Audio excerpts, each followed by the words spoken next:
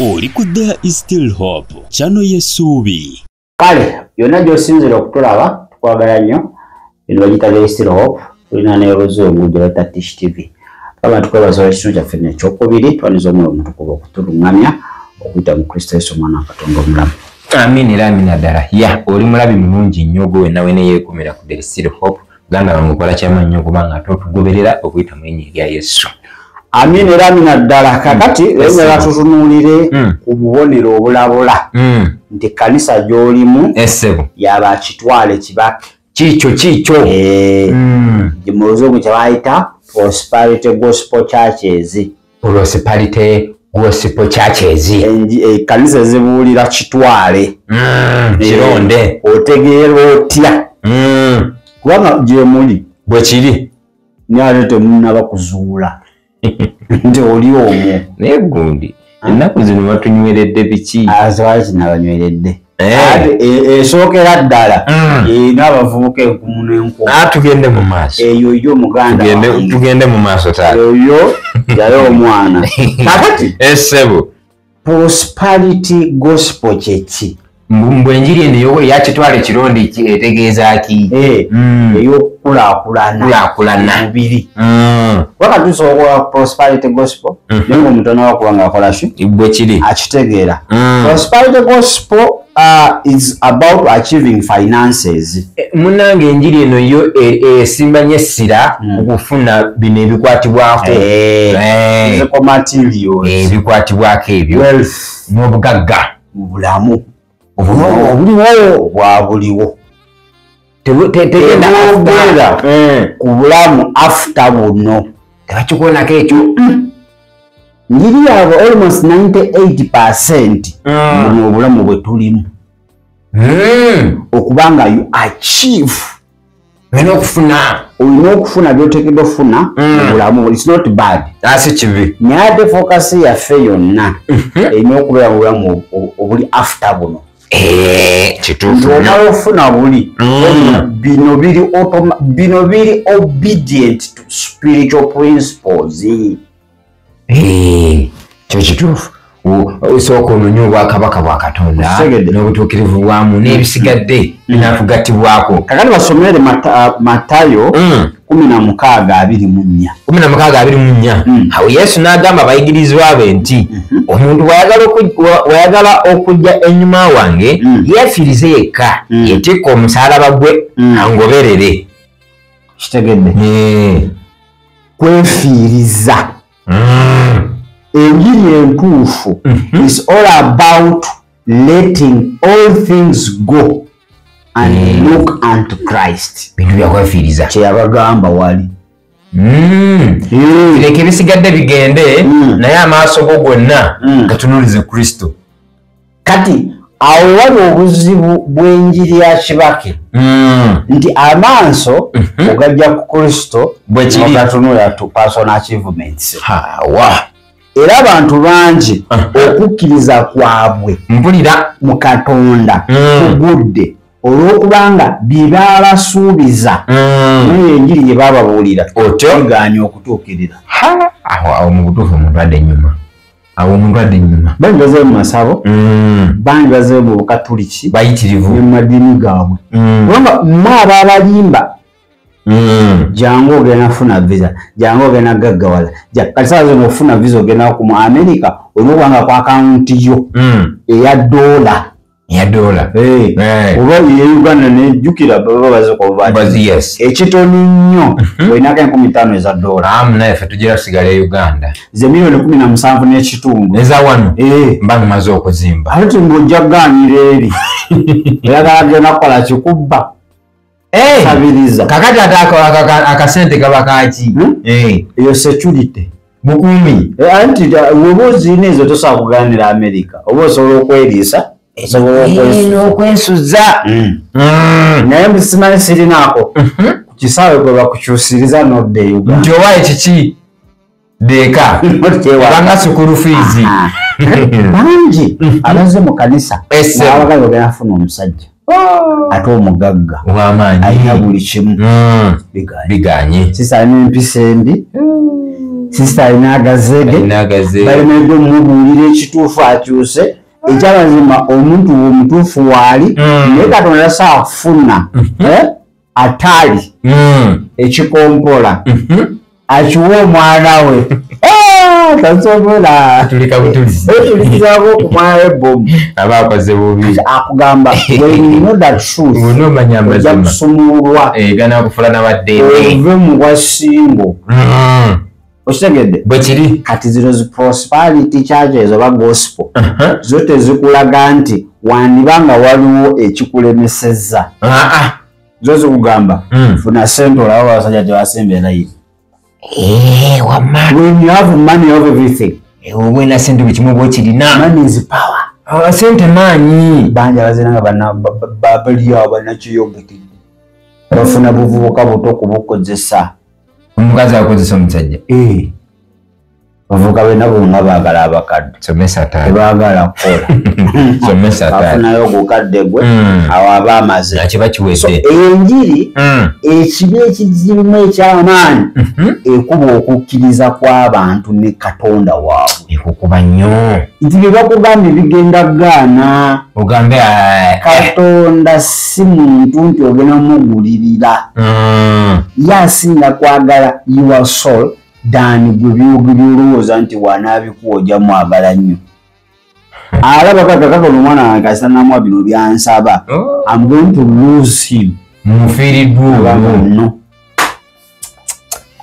era awo walitegeera amazima yali mufulu w'eddembe naye wanaagaana ajja kufa ajje mulage bye yasubwa okuba nabyo bale amaziga gajyobeera mu ggulu kale banayera bakikalina kyange otuuka mulimbo gwomanyi okwolesebwa okuli mulimbo ava nekuyitira omanyi ekifo ekyasinza obugagga kusuko limbo mbagagga abo era mukigagga naye muganda mukigagga naye tuukayo abantu bafudde n'ebirooto n'okwolesebwa amayumba ziviza byonna biri eyo kati tebikyagasa wansi atekendera biba biweredde ddala kakati essebo enenjiri ekisookera ddala promises financial inheritance eyo ekusuubiza bintu bya finances oba financial mu Luganda gyekali mu Luganda ekusuubiza kusikira bintu byansi bya bugagga byakunsi bintu ekusuubiza omwana wa Katonda 10 ku nsi ne mu 10 kitegeeza mmotoka 10 musabeeko 3 ekumotoka 10 olinako mmeka sirina kati lwaki tomugamba dadi mpaayo 10 ku 10 nomugamba ate abakazi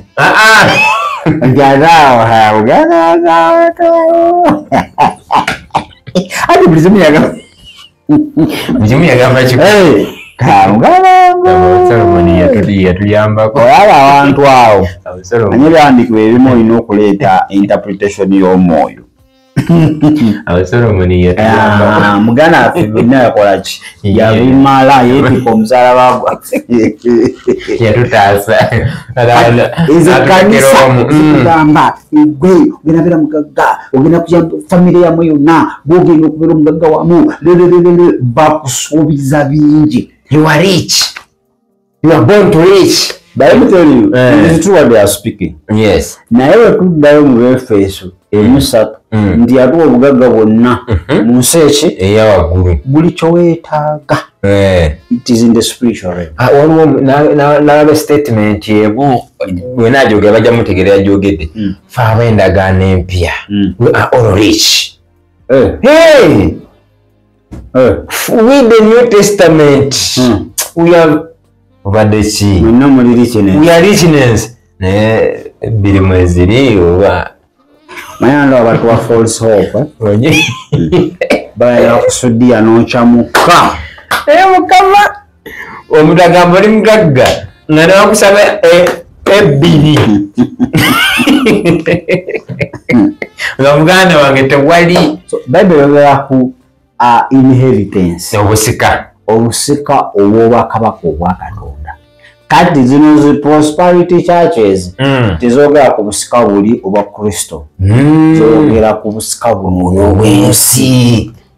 ndi kastofu ne kastogera na buli kimu olina Yesu kasoba brother olina motoka olina biki igwe Yesu omulina kuba kati Yesu tanso mupimira kikyo oyambadde kikyo olidde kikyo ovuga wawosula ebeza sokoyaga oso abantu bonna mmwe ng'obanga tolina ennyumba munyonyo tolina ennyumba naggulu nyinza okubanga gwe ensabayo wetaaga Mukama akuyambe osaba bubi omanyi balina ekyandikibwa kino kye batugamba musaba bubi nomutaweebwa temulina kukkiriza era gamba you don't have faith ekibuulabo endwadde zikulemeddeko tolina kukkiriza naye waliwo endwadde ezimu muganda wange nga Katonda abirimu tebagategeera obugenda obuze muto waffe yasemba mu bapooso omutume Pawulo nomugala gundi erigwa eryo guma kisake kumala mwempulirira ate amaanyi gange mbinsanyusa so kanisa yonna eyogera ku inheritance naye nga teyogera ku internal inheritance awo waba wafu n'okubanga okola ki nkwatamu bwabugawewala ekirala the more you give bulijjo okumukuwaayo ennyo the more you be rewarded mbujja ogenda okuma okuweebwa empeera gyokumukuwaayo nnyo empeera eba nnene empeera okusinza ku byawandiikibwa ejja kukuweebwa okusinziira ku mirimu gyo you are reward your crown ejja kuweebwa okusinziira wali kankubulire the people are going to go to heaven ninga tebagala bafuna crown okusinza ku byawandiikibwa okira n'obeerayo yadde ogira n'obeerayo kyekyo gundi Pawulo kyagamba mu nnyumba ya Katonda mulimu vessels zaki ogira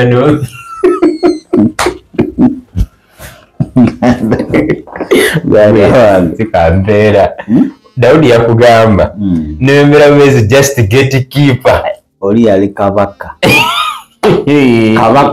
nga yegwema okubeera gateman asikaali just oweggulu naye alaba ekyo abaana ze taata ze kankubuuliki nze ne batampa mpeera naye nga ntuuseeyo ebisigadde ndi mu matebu naye nga zo gyezidi kakati bano bo bakugamba okoma okuwaayo empeera eri muggulu mbwegenda kuweebwa nti weterekera obugagga watali nyengere mankulaba kati buli gyowaayo akawunti ya banka ya church negejja kyokoma okuwaayo eri gundi bamalayika bagira files Mukama jatwa butunzi kwa akaunti yo awanuleyo ko kyanula ku kasuku akutereko deposit wali abali bawaddeyo ninga account erina mu negative kama akutayo kakashi deposit ate olaba wewe wanye gururi kubana nakola ko waddeyo wetazenga bukyali agadi ya customer please endeavor to pay the charge to avoid zimanyi bichao to be reported ngatibyebyo so respect gospel teachers bo bagamba okufuna obugagga buli mu kuwaayo nnyo okufuna obugagga mu kuwaayo muwaayo nnyo especially sente zibali kulikomendingako iyo ofuna ki ng'ofunira ddala empeera kati mu kuwaayo okwo mulimu donations okugaba osobola okuba nga olina amataka 8 Mukama nago kati wowaako ekkanisa poloti 3 osigazeko 5 awo empeera yo mu ggulu eba mbedde nagakomba osirimu oyajjira Mukama Katonda wange abantu bawangayo amamotoka basobole okutaasa bawone sirimu niye yattanga bali ate mbu yali nga muntu okubanga kyoto ng'ofumuka evuzo nabazirya naye singa sirimu eyasigalawo kale obwenzi bwalikendede nikukakubulire abaana bali kutta bannaabwe abalwadde basinga onyirira ankubuzega kibuuzo siri mweddu bamutwalawa bamunafuya banyini mukola ekiri mu nsi muno bannange abaana bali kutaka naabwe era oba obumisagana agenge gowedde abalwadde bebasinza nze nina omwana gwe nasomanga naye baadaye omwana ali anyirira naye tugendako mu katesting ndaba mawulire oba yali AIDS day mwala nga agabanaayo neyeddagala yendi mulole nga womusanga ku kkubo ogamba mukama esaala yange okoze eki ojanukudde ogizeemu ndabika gyalabika okisegedde kibala twakibino webuuza ku mwoyo wa mukama ennaku zino byo biralamuko kale bagamba emuyidonetudde kyaki mbuja okumukwayira ekanisa awo empeera ekolaki eyongera okugejja gyokumukwaya mu buweereza gwereeta empeera ekolaki egenda kugejja mukama agenda bbikolako kakati ekyo si kibi okuwaayo si kibi ate tukivumirira naye woteekamu nti wowaayo mubuweereza mukama agenda kukola ki omuntu naba neyo idea nti wowaayo mukama agenda kuwa zimbira mukama agenda kuzimbira okitegeera waayo kiwaayo mukama agenda kusasulira abaana bo school fees ne bamala boga nga batudde waayo ogenda kuzimbira nandi olinagoba n'okugoba ekyo gula polira era nodagoba bugobi ojege akati gyoko mukyogera ekyo kikuleetenga mu luzungu kye bayita this creates a give and take system. Give and take system. Give and take a relationship with God. Mbowayo twale wenamu agenda bintu byampanguwe give and take Kiri mu prosperity churches. Take a receive nafuga receive. Niba ngolo tuke waka n'amazima oba byagudde ku kkubo oba yagwayo ddo obubi njagadde okugamba wano ogambidde mbuwaayo ozimbe oba wakwayo bambi wakabana ku kyaki nandodi nagamba waaye olumma ande jagina za pastor agamba antu katolaba stani atidde mukama kyagala okukola wamati akati mukama akutwala mu magenda go ensigo eri kumera imeze kati ogenda kubeera Land Road wate ate ogenda mugula tugazo zakugambi zibadde sasula ko Land Road n'akakkana nze nina ebintu byotasobola kumfera leero okungamba mbu nno simanyi ezi sente zolina mu nsawo school fees mutamala ebansigo gwe gundi olina abaana banaka nina abaana babiri buli omu asasula meka 8 obwo kamuki kaba kamu nkaaga olinamu meka ninamu 8 nzisige mukama gaayita school fees wa mwaka mulamba ate mukama andaga waliwo abaana bagenda kusoma ku university bwereere nga wakana ate mukama yandaze oli mujeemu mbadde nkisuubira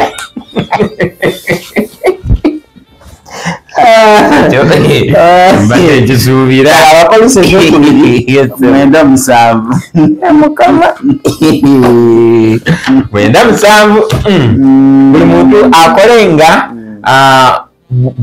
agamba nti buli muntu akolenga nga bwamaliridde mu mutima gwe si lwa nnaku newankubadde olw'okuwalirizibwa kubanga Katonda ayagala oyo agaba n'essanyu eri bawaliriza eri abantu bawaayo mu nnaku bakuwaliriza ku mpaka masa n'owulira nga toyagadde naye lwakubanga amafuta tolina gajeemera omuntu n'agamba yambuyadde transport gw'osigazza anti mu kutambula wano mukama bagenda kujjukira obulumi bw'oyitamu era akukolere bapeka bagala emmotoka pasita tutuno sigga ku lw'emmotokayo ate n'abaana bo basigire olina abaana bameka nina banna omwana musigire ku lw'emmotoka n'omwana agenda afuna emmotoka ate n'abazzukulu kayaza oba okola sigira omulembe generation ati osiga nosigira omwami wo oba omukyala wo nosigira abaana nosigira abazzukulu n'omulembe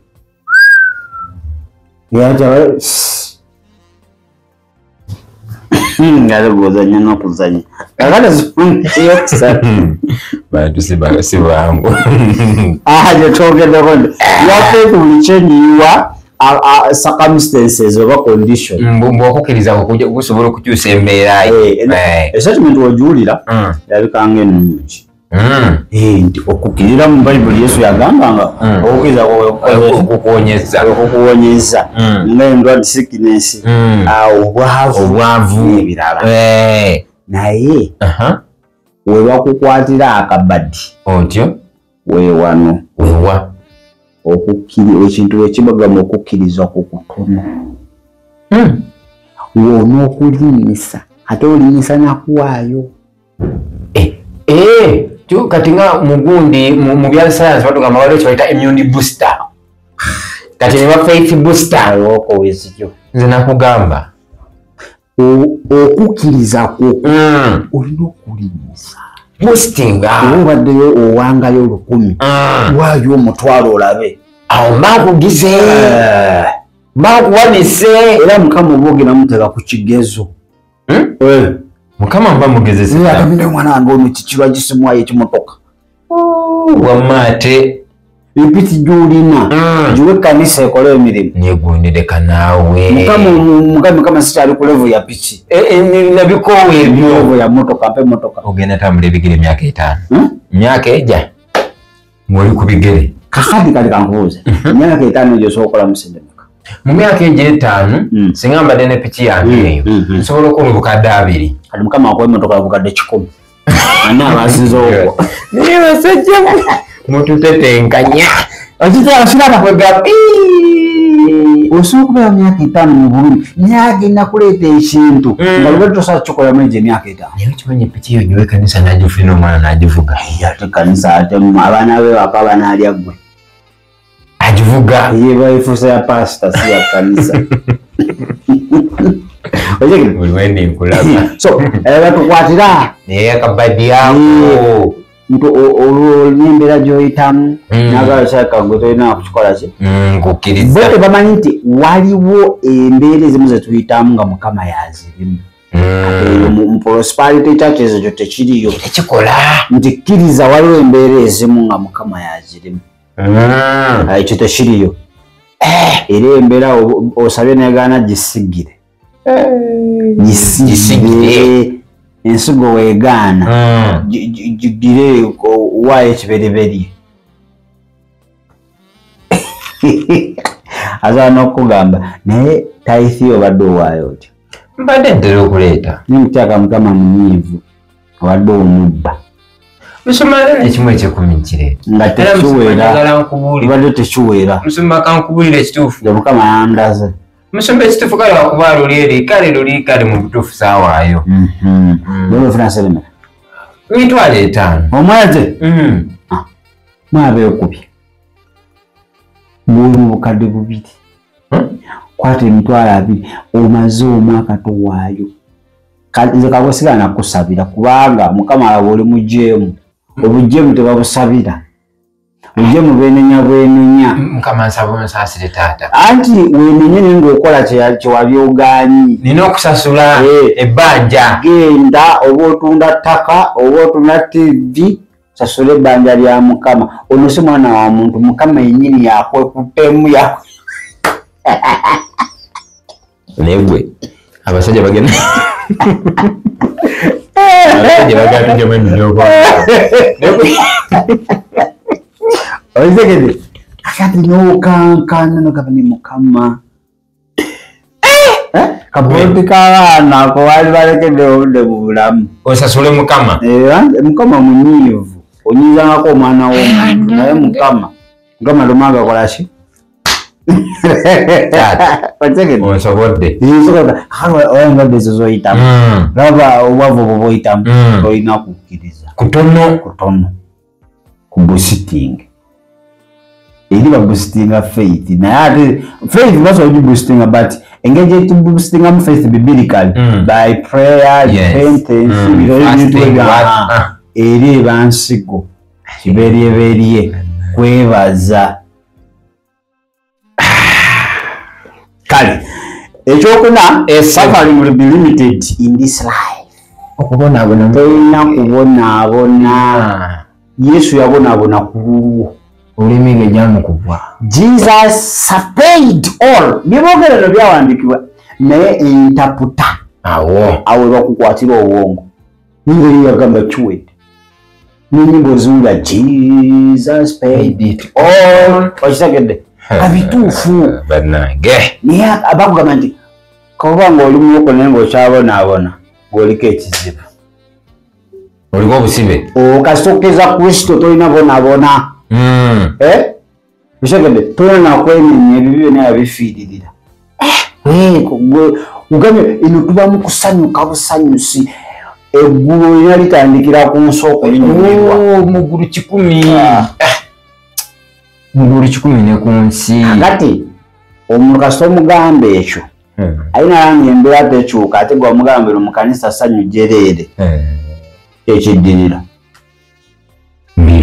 mbiro kuddayo masabu kwetaasa. Abantu babuulira amazima. Enjiri yetukoze bubi naddala mu guno omulembe tuziza nnyo emabega. Anti kati enjiri otagibuulira abantu bajja kudduka. Omugambi nti wazingidde obulokole ne lutalo. And that's the truth.